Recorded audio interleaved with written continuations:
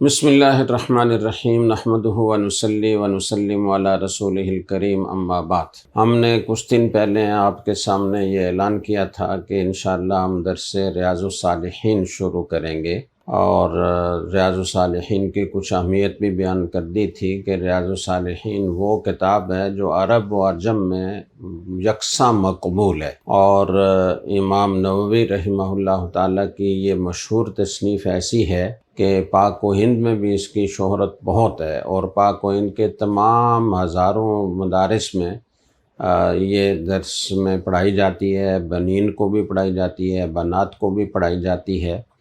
تو اس کا درس ہم انشاءاللہ سبقاً پڑھیں گے۔ حضرت امام نووی رحمہ اللہ تعالیٰ نے اس میں سینکڑوں ابواب قائم فرمائے ہیں، اور ان ہر باب میں کچھ تو قرآن کی آیات ذکر کی ہیں جو شریعت کا سب سے پہلا اور سب سے بڑا بنیادی ماخذ ہے، اور اس کے بعد پھر ہر باب میں امام نووی نے حدیثیں کسی میں کم کسی میں زیادہ وہ ذکر فرمائی ہیں۔ تو ہم ان سب کو پڑھیں گے انشاءاللہ تعالی۔ تقریباً 2000 حدیثیں اس کتاب میں جمع ہیں، اور یہ ساری کی ساری احادیث امام نووی رحمہ اللہ تعالیٰ نے صحاح ستہ یعنی صحیح بخاری، صحیح مسلم، سنن ترمذی، سنن نسائی، سنن ابی داؤد و ابن ماجہ سے اخذ کی ہیں، اس لیے مستند ترین ذخیرہ ہے اور عرب عجم میں یکساں مقبول ہے۔ تو اس کا درس ہم انشاءاللہ لیں گے۔ آج کی نشست میں ہم 2 باتیں عرض کریں گے۔ ایک بات تو یہ کہ حدیث شریعت کا دوسرا بڑا ماخذ ہے۔ جو لوگ حدیث کے منکر ہیں وہ سخت گمراہی کا شکار ہیں۔ خود قرآن کریم کی آیات میں 10 آیات میں رسول اکرم صلی اللہ علیہ وسلم کے اتباع کو لازم قرار دیا گیا ہے۔ وَأَطِیعُوا اللَّهَ وَأَطِیعُوا الرَّسُولَ، جیسے اللہ تعالیٰ کی اطاعت کا حکم ہے قرآن کریم میں، بالکل اسی طریقے سے رسول اکرم صلی اللہ علیہ وسلم کے اطاعت کا بھی حکم ہے۔ وَمَا آتَاكُمُ الرَّسُولُ فَخُذُوهُ وَمَا نَهَاكُمْ عَنْهُ فَانْتَهُوا، تمہیں جو اللہ کے رسول دیں اسے لے لو، اور جس سے وہ منع کریں، جس سے روکیں، اس سے رک جاؤ۔ تو یہ بھی حجیت حدیث کی دلیل ہے۔ اور پھر یہ ہے کہ اگر رسول کی بات حجت نہ ہو تو رسول کو بھیجنے ہی کی کیا ضرورت تھی؟ مشرکین مکہ کا تو یہ مطالبہ تھا کہ یک بارگی اللہ تعالیٰ نے کتاب نازل کیوں نہیں کر دی، ہم خود پڑھ لیتے، ہدایت پا لیتے۔ تو اللہ تعالیٰ نے ان کے اس نظریے کی تردید کی، اور گویا یہ بتایا کہ جب تک کتاب کے ساتھ معلم کتاب نہ ہو تو کتاب کو سمجھنا آسان نہیں ہے۔ صحابہ اکرام رضی اللہ تعالیٰ عنہم جو خود اہل لغت تھے، ان کو بھی کسی جگہ اشکال ہوتا تھا، اور وہ رسول اکرم صلی اللہ علیہ وسلم سے قرآن کریم کی آیات کے بارے میں سوالات کیا کرتے تھے۔ تو اس سے پتہ چلا کہ اللہ کی کتاب کو سمجھنے کے لیے بھی حدیث ضروری ہے، حدیث کے بغیر کتاب اللہ کو بھی پوری طرح سمجھا نہیں جا سکتا۔ پھر اللہ تعالیٰ نے فرمایا قُلْ إِن كُنتُمْ تُحِبُّونَ اللَّهَ فَاتَّبِعُونِي يُحْبِبْكُمُ اللَّهُ وَيَغْفِرْ لَكُمْ ذُنُوبَكُمْ، آپ ان سے یہ کہہ دیجئے کہ اگر تم اللہ سے حقیقی محبت کا دعویٰ کرتے ہو اور اپنے اس دعوے میں سچے ہو تو میرا اتباع کرو۔ تو معلوم ہوا کہ رسول کا اتباع کیے بغیر کوئی چارہ ہی نہیں ہے۔ پھر رسول اکرم صلی اللہ علیہ وسلم نے اپنی تعلیمات کے ذریعے سے تاریخ کا بہت عظیم ترین، اتنے مختصر وقت میں ایسا عظیم الشان انقلاب برپا کرنا، تاریخ میں اس کی کوئی نظیر نہیں ملتی۔ ایسی قوم کے جو قتل و غارت میں مشغول ہے، جو آپس کی لڑائیوں میں مشغول ہے، جو شراب نوشی کرتی ہے، جو زنا کی مرتکب ہے، جو چوری ڈاکے کو برا نہیں سمجھتی، معاشرتی کوئی برائی ایسی نہیں جو ان میں موجود نہیں، لیکن اتنے مختصر سے عرصے میں 13 سال مکہ مکرمہ میں اور 10 سال مدینہ منورہ میں آپ کو ملے، اور اس میں بھی 27 غزوات میں تو بنفس نفیس آپ نے شرکت کی، اور 60 سے زیادہ سرایا اور لشکر تیار کر کے آپ نے بھیجے، یعنی زندگی بھر جنگوں کی زندگی ہے۔ لیکن اس کے باوجود آپ نے تعلیم و تربیت کے ذریعے سے ایسا انقلاب برپا کیا کہ دنیا کی تاریخ کی سب سے مقدس جماعت آپ نے تیار کر دی، جو معاشرے کے سب سے برے لوگ سمجھے جاتے تھے، جو جاہل اور اجڑ سمجھے جاتے تھے، دنیا کی تہذیب سے ان کا کوئی واسطہ نہیں تھا، ان کو ایسی مقدس جماعت بنا دیا کہ جس کی کوئی نظیر دنیا کی تاریخ پیش نہیں کر سکتی۔ تو یہ اللہ تعالیٰ کا کرم ہے کہ ہمیں اپنے رسول صلی اللہ علیہ وسلم کی تعلیمات بالکل صحیح حالت میں پہنچی ہیں، اور یہ بھی اسلام کا امتیاز ہے اور امت مسلمہ کا امتیاز ہے کہ اس کے پاس اپنے نبی کی تعلیمات بلا کم و کاست موجود ہیں، اس میں ایک شوشے کا بھی کوئی فرق نہیں ہے۔ لوگوں نے حدیثیں گھڑنے کی کوشش کی، حدیثوں میں ملاوٹ کرنے کی کوشش کی، لیکن ہمارے محدثین کو اللہ تعالیٰ جزائے خیر عطا فرمائے، انہوں نے اپنی زندگیاں لگا کر تو کھرے کھوٹے کو بالکل الگ کر دیا، اور 5 لاکھ محدثین کا روات حدیث کے حالات انہوں نے قلم بند کیے، ان کی پیدائش کہاں ہوئی، ان کا نام کیا تھا، ان کا بچپن کیسا گزرا، انہوں نے کس کس سے تعلیم حاصل کی، ان کے شاگرد کون تھے، ان کے دنیاوی معاملات میں رویے کیسے تھے، ان کی امانت دیانت کیسی تھی، ان کا حافظہ کیسا تھا، ایک ایک چیز کو مرتب کر کے تو لاکھوں 5 لاکھ سے زائد لوگوں کے حالات انہوں نے قلم بند کیے، محفوظ کیے۔ یہ بھی اس امت مسلمہ کا امتیاز ہے، کسی اور امت کے پاس، کسی اور دین والوں کے پاس یہ چیز موجود نہیں ہے۔ دوسری امتیں جو ہیں جیسے یہود و نصارہ ہیں، ان کے پاس حضرت موسیٰ علیہ السلام یا حضرت عیسیٰ علیہ السلام کی تعلیمات اپنی اصلی شکل میں موجود نہیں، بلکہ 1 صدی تک بھی وہ محفوظ نہیں رہی تھیں، 1 صدی کے اندر ان میں تحریف ہو گئی تھی۔ لیکن ہم آج بھی پورے وثوق کے ساتھ یہ کہہ سکتے ہیں کہ رسول اکرم صلی اللہ علیہ وسلم نے جو کچھ ارشاد فرمایا،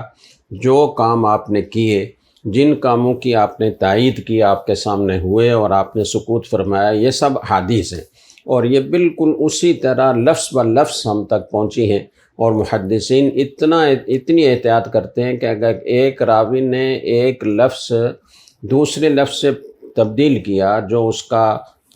گویا مترادف تھا اور معنی میں کوئی فرق نہیں پڑتا تھا، تو وہاں بھی نشاندہی کی کہ یہ لفظ فلاں راوی نے اس طرح ذکر کیا ہے اور فلاں راوی نے اس طرح ذکر کیا ہے۔ تو یہ ہمارے محدثین کا ہم پر بہت بڑا احسان ہے کہ حدیث کا ذخیرہ بالکل صحیح ترین وہ ہم تک پہنچا ہے، اور آج ہم ہر حدیث کے بارے میں پورے وثوق کے ساتھ یہ کہہ سکتے ہیں کہ اس کی سند صحیح ہے، اس کی سند حسن ہے، یا اس کی سند جو ہے وہ ضعیف ہے، یا یہ روایت موضوع اور من گھڑت ہے۔ تو ہم یہ کہہ سکتے ہیں، دوسری کوئی قوم یہ نہیں کہہ سکتی کہ ہمارے پاس اپنے نبی کی تعلیمات اصلی شکل میں محفوظ ہیں، تو یہ ہم پر اللہ کا کتنا بڑا احسان ہے۔ تو ایک تو یہ حجت حدیث کے بارے میں بات کرنا تھی جو مختصراً میں نے عرض کی، اور دوسری بات امام نووی جن کی کتاب ہم پڑھ رہے ہیں ان کے تھوڑے سے مختصراً حالات آپ کے سامنے ہونے چاہیے، تاکہ جس مصنف کی کتاب ہم پڑھ رہے ہیں اس کے بارے میں معلومات ہمارے پاس موجود ہوں۔ امام نووی رحمہ اللہ تعالیٰ کا نام یحییٰ تھا، اور ان کا لقب محی الدین تھا، اور ان کی کنیت ابو زکریا تھی، اور والد کا نام شرف تھا، اور نوا شہر جو شام کا ایک شہر کہلاتا ہے، دمشق کے قریب ہے، تو اس کے یہ رہنے والے تھے، اور سن 630 یا 631 ہجری میں ان کی ولادت ہے۔ ابتدائی تعلیم اپنے شہر میں حاصل کی، اور اسی شہر کی طرف نسبت کی وجہ سے آپ کو نووی کہا جاتا ہے، اور بعض لوگ اس کو نواوی کے نام سے بھی یاد کرتے ہیں، نسبت آپ کی اس طرح ذکر کرتے ہیں۔ تو ابتدائی تعلیم آپ نے حفظ قرآن کریم اور ابتدائی تعلیم اپنے شہر میں ہی حاصل کی، اور 10 سال کی عمر جب ہوئی تو اپنے والد کے ساتھ تجارت میں لگ گئے، اور ایک عجیب بات پیش آئی، زبان پر ہر وقت اللہ کا کلام جاری رہتا تھا، ہاتھ کام میں مشغول ہیں، اور زبان اللہ کے قرآن کو پڑھنے میں مشغول ہے۔ اسی طرح ایک دن کام کرتے ہوئے ایک شیخ مراکش کے رہنے والے شیخ محمد یاسین بن یوسف رحمہ اللہ تعالیٰ تشریف لائے، ان کی دکان پر گزر ہوا، اور امام نووی پر نظر پڑی تو دیکھتے ہی کہنے لگے کہ ھذا الصبی یرجى ان یکون اعلم اہل زمانہ وازہدہم وینتفع الناس بہ۔ ایک نظر دیکھتے ہی بھانپ گئے کہ یہ بہت بڑے آدمی ہیں اور بہت پائے کے انسان معلوم ہوتے ہیں۔ یہ فرمایا کہ مجھے یہ امید ہے اس بچے سے کہ یہ اپنے زمانے کا سب سے بڑا عالم بنے گا، سب سے بڑا زاہد بنے گا، اور خلق خدا اس سے فائدہ اٹھائے گی۔ والد نے کہا کہ یہ آپ کو، یا استاذ نے کہا کہ یہ آپ کوئی نجومی ہیں جو اس طرح کی باتیں کر رہے ہیں؟ انہوں نے کہا کہ میں نجومی نہیں ہوں اور نجومیوں کی باتوں پر یقین کرنے والوں میں سے نہیں ہوں، اللہ تعالیٰ نے میرے دل میں یہ بات ڈالی ہے اور میری زبان سے کہلوائی ہے۔ گویا ان کو الہام ہوا اور اپنی فراست سے وہ پہچان گئے کہ یہ بہت بڑے آدمی ہیں۔ چنانچہ استاذ اور والد نے مشورے سے پھر ان کی تعلیم پر بھرپور توجہ دی اور ان کو